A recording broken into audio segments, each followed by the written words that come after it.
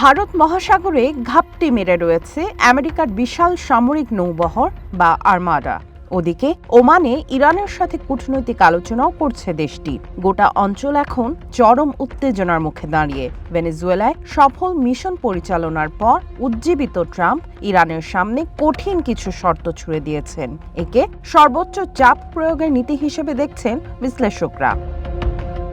ইসরায়েলের গণমাধ্যম মারিভের এক প্রতিবেদনে দাবি করা হয়েছে, ইরানকে 5টি শর্ত দিয়েছেন ট্রাম্প। এগুলো হলো 400 কেজি সমৃদ্ধ ইউরেনিয়াম হস্তান্তর, ইরানের পারমাণবিক স্থাপনাগুলো ধ্বংস করা, বর্তমানে দেশটির হাতে থাকা ব্যালিস্টিক ক্ষেপণাস্ত্র ধ্বংস করা, ক্ষেপণাস্ত্র কর্মসূচির ভবিষ্যৎ উন্নয়ন ও গবেষণা চিরতরে বন্ধ করা এবং ইয়েমেন, ইরাক, সিরিয়া ও লেবাননে ইরানপন্থী সশস্ত্র গোষ্ঠীগুলোকে সমর্থন বন্ধ করা। পর্যবেক্ষকরা বলছেন, এগুলো আসলে ইরানকে আমেরিকার আলটিমেটাম বা চূড়ান্ত সতর্কবার্তা।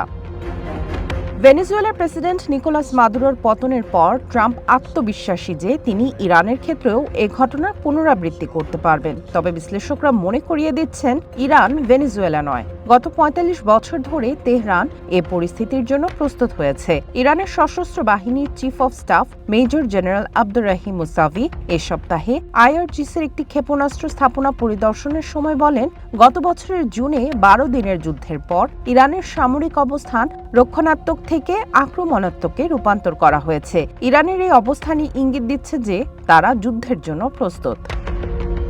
প্রেসিডেন্ট ট্রাম্পের অন্যতম প্রধান দাবি, ইরানের ক্ষেপণাস্ত্র কর্মসূচি বন্ধ করা তেহরানের জন্য সবচেয়ে বড় চ্যালেঞ্জ। চ্যাথাম হাউসের পরিচালক ব্রনওয়েন ম্যাডক্সের মতে, এই ক্ষেপণাস্ত্রগুলোই ইরানের একমাত্র সুরক্ষা ঢাল। এটি ছাড়া ইরান ইসরায়েলি বিমান এবং আমেরিকার স্টেলথ বোমারু বিমানের সামনে সম্পূর্ণ অরক্ষিত হয়ে পড়বে। তেহরান এরই মধ্যে সাফ জানিয়ে দিয়েছে, তাদের ক্ষেপণাস্ত্র কর্মসূচি নিয়ে কোনো আপোষ করা হবে না। তবে ইউরেনিয়াম সমৃদ্ধকরণের মাত্রা কমানোর বিষয়ে তারা নমনীয় হতে পারে। এদিকে আমেরিকার বিশেষ দূত স্টিভ উইটকফের সাথে বৈঠকে ইরানের সাথে আলোচনা নিয়ে সংশয় জানিয়েছেন ইসরায়েলি প্রধানমন্ত্রী বেঞ্জামিন নেতানিয়াহু। তেহরান আলোচনার আড়ালে কালক্ষেপণ করছে বলে মনে করেন ইসরায়েলি কর্মকর্তারা। হোয়াইট হাউসের একজন কর্মকর্তার মতে, এই আলোচনা নিয়ে ওয়াশিংটন নিজেও সন্দিহান। তা সত্ত্বেও আঞ্চলিক মিত্রদের অনুরোধে তারা এই প্রক্রিয়ায় অংশ নিচ্ছে। লেবাননের সশস্ত্র গোষ্ঠী হিজবুল্লাহর প্রধান শেখ নাইম কাসেমও স্পষ্ট করে দিয়েছেন যে কোনো সম্ভাব্য যুদ্ধে তারা নিরপেক্ষ থাকবে না। তিনি একে সবার অস্তিত্ব রক্ষার লড়াই হিসেবে অভিহিত করেন। বর্তমান পরিস্থিতিতে সামরিক সংঘাতেরই আশঙ্কা বেশি। প্রেসিডেন্ট ট্রাম্পের জনপ্রিয়তা এখন তলানিতে।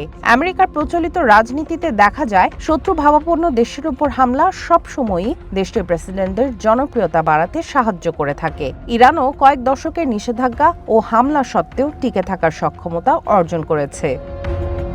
কোনো পক্ষই হয়তো যুদ্ধ চায় না, কিন্তু বর্তমান পরিস্থিতিতে তা এড়ানো কঠিন হয়ে পড়েছে। ট্রাম্পের দাবিগুলো এমনভাবে সাজানো হয়েছে যা ইরান প্রত্যাখ্যান করতে বাধ্য, আর তাতেই দেশটিকে আমেরিকার দ্বিতীয় দফা হামলার দিকে ঠেলে দিচ্ছে। সামিয়া জান্নাহ, ওয়ান ইন্টারন্যাশনাল ডেস্ক।